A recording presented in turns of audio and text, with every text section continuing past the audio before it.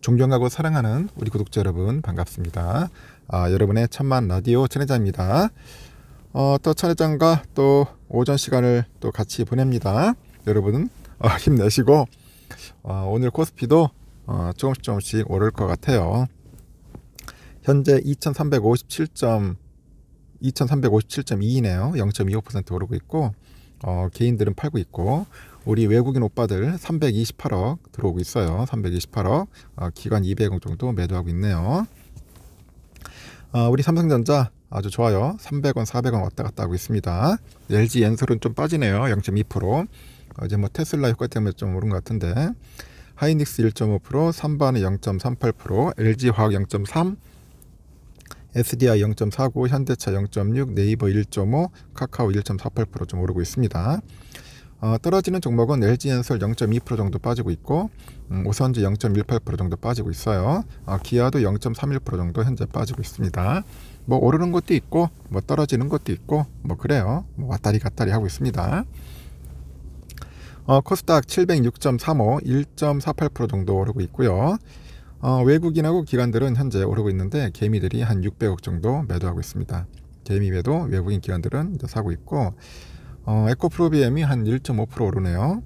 셀트리온 헬스케어 2.8%, LNF 0.9, HLB 2.7, 카카오게임즈 0.3, 에코프로 1.9, 파라비스 2.2, 리동오갑 2.05, 셀트리온 제약이 한 2.1% 정도 오르고 있습니다.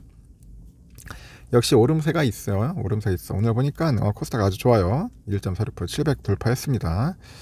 하여튼 여러분 희망을 가지세요. 이 주식 투자라는 게 이 종합 예술이야. 종합 예술. 내가 볼 때는 너무 힘들다고 하지만은 모든 것들을 다 갖추고 이렇게 뭔가 해야지만이 투자를 잘할 수 있다고 생각을 하는데 하여튼 종합 예술에 뛰어난 분들이 좀 잘하는 것 같아요. 이게 하여튼 육감, 하여튼 모든 오감들, 육감이라고 해야 할지 모르겠지만은 하여튼 모든 것들을 다 이렇게 응용하고 이용할 수 있는 그런 능력이 필요한 것 같아요.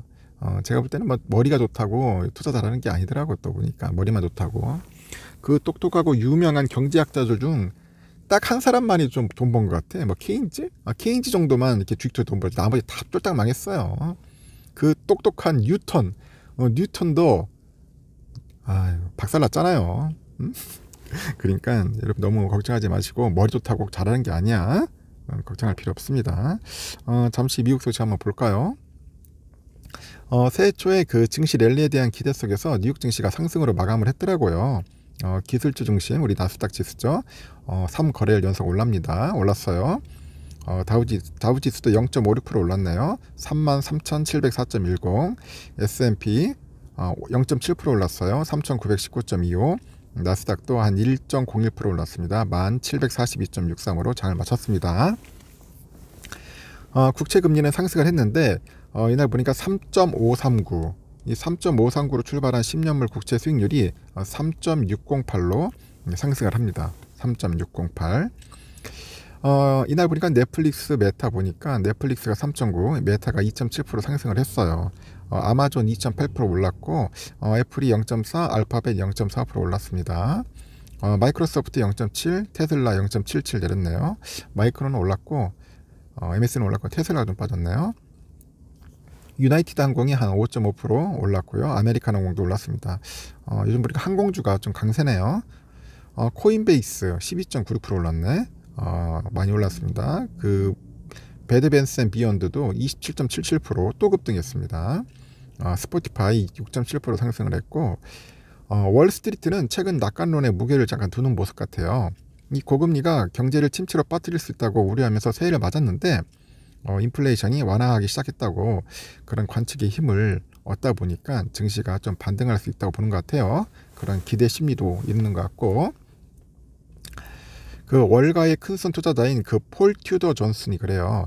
연준이 경제를 붕괴시키기 전에 금리 인상을 중단할 것으로 보인다. 그래서 증시에 대한 낙관적인 시각을 제시했고 올해 주식에 대한 엄청난 수요가 있을 것이다. 올해 증시가 7에서 한 8%는 오르지 않겠냐 보는 것 같습니다. 일단 관건은 목요일 발표될 CPI야. 이 CPI가 잘만 나오면 또 떡상할 것 같은데 그리고 금요일에 나올 그 대형 은행들의 분기 실적 이 분기 실적이 또 중요할 것 같습니다. 일단은 그 CPI 데이터가 나오고 어닝 시즌이 시작되기까지 이제 증시는 아마도 매우 타이트한 범위에서 머물러 있지 않겠냐. 아직까지 방향성은 없을 것 같다. 그렇게 보는 것 같습니다. 시장이 주목했던 제롬 파월 미 연방준비제도 의장의 연설에는 향후 금리 방향에 대한 단서가 담기진 않았어요. 파월 의장이 이날 스톡홀름에서 스웨덴 중앙은행 그 후원으로 열린 그 패널 토론에서 지속적으로 높은 인플레이션에 제대로 대처하기 위해서는 중앙은행이 정치적 영향력에서 자유로워져야 한다. 그렇게 언급을 합니다. 그리고 물가 안정을 회복하려면 단기적으로 인기가 없는 정책이 필요할 수 있다고 강조를 하죠. 또 물가 안정은 건강한 경제의 기반이고 시간이 지남에 따라 대중들에게 헤아릴 수 없을 정도의 혜택을 제공한다면서 그러나 인플레이션이 높을 때 물가 안정을 회복하려면 경기를 둔화시키기 위해서 금리를 올려야 한다고 하죠. 그 우리의 결정에 대해서 직접적인 정치적 통제가 없다는 점은 우리가 단기적인 정책 요인을 고려하지 않고 이러한 필요한 조치를 취할 수 있게 한다고 강조를 합니다. 그러나 파월 의장은 지난해 7차례에 걸쳐서 총 4.25%포인트의 그 금리를 인상했던 그런 연준의 그 향후 정책 방향에 대해서는 직접적인 언급을 내놓지 않았습니다. 연준은 그동안 미 정치권으로부터 강한 압박을 받았어요. 트럼프 전 대통령은 재임 기간 중에 연준이 금리를 인상할 때마다 이를 강하게 질타했고 그리고 엘리자베스 워런 민주당 의원은 현재 연준의 금리 인상을 비판하고 있는 대표적인 정치인이고 바이든은 인플레이션 문제를 해결하는 것이 중앙은행의 책임이라고 강조를 합니다. 연준의 역할 확대에 대해서도 파월 의장은 고개를 저었는데 연준이 기후변화 위험과 관련해서 역할을 해야 한다는 일부 정치권의 주장에 대해서 그는 우리는 기후정책을 만드는 것이 아니고 앞으로도 그럴 것이다 일축합니다. 우리는 우리의 임무에 충실해야 한다. 우리의 법적 목표와 권한에 확실하게 명시되어 있지 않는 중요한 사회 문제들을 다루기 위해서 그 범위를 넓히려는 유혹을 뿌리쳐야 한다. 그렇게 언급을 합니다. 일단 코메리카 은행이죠. 여기 이코노미스트가 그래요. 이날 파월 의장이 침묵했다.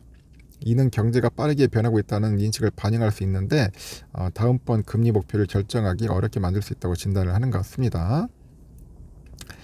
그 다음 달 1일 연준의 정책 회의에서 금리 인상 폭이 25 베이시스 포인트가 될지 50bp가 될지는 회의 참석자 누구도 아직 결정하지 않았을 것이라고 전망하는 분도 있고 연준은 일단 금리를 25p 인상하고 매파적 메시지를 내놓을 것 같다고 내다보는 사람도 있어요. CME죠. 패드워치 그거 보니까 시장은 2월 FOMC에서 금리가 25bp 인상할 가능성을 78%로 보는 것 같아요. 3월에 또다시 같은 폭으로 인상될 가능성은 68%로 보고 있는 것 같습니다. 국제유가 상승했어요. 서부 텍사스나 원유 보니까 0.08달러 올라서 74.71달러. 그 3월분 북해산 브렌트유도 기준과 같은 배럴당 79.65달러네요. 금 가격 상승했고 온스당 3.5달러 올라서 1881.30달러. 달러 인덱스는 0.27% 올랐네요. 103.28 이렇게 기록했습니다. 우리 삼성전자는 66,000원 정도 지금 뭐 왔다 갔다 합니다. 지금 뭐 빠졌다 올랐다 막 하는 것 같은데 좀 약간 변동성이 좀 있어요. 보니까 그래도 외인들은 좀 사고 있습니다. 개미들만 좀 팔고 있는 것 같아요. 보니까 개미들 대타출하고 있는 것 같고 우선주도 54,800원, 900원 한 1, 200원 빠지고 있습니다. 아직까지는 오늘은 또 외인들 좀 팔고 있는 것 같습니다. 변동성은 좀 있으니까 참고하십시오. 코스피 또 쭉 빠지기도 하네요. 보니까 갑자기 또 흘러내리기 시작하는 것 같은데 하여튼 참 어려운 장입니다.